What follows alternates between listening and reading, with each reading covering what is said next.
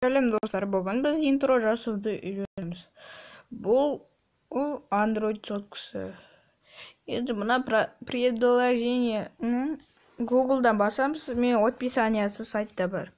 Мысалы, бірдеңке деп жаза береміз. Мысалы, мен қайтып десем,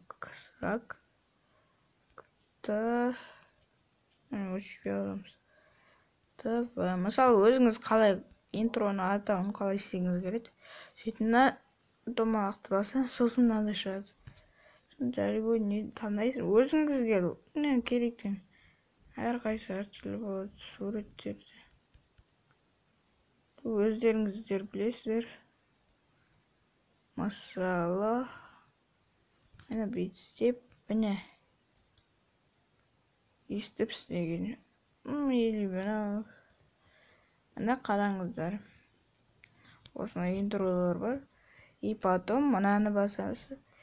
Сізге GIF керек болса, басамыз. Егер интро керек болса, астын басамыз.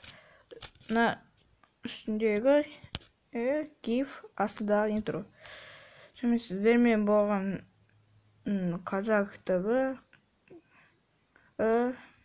қош бол.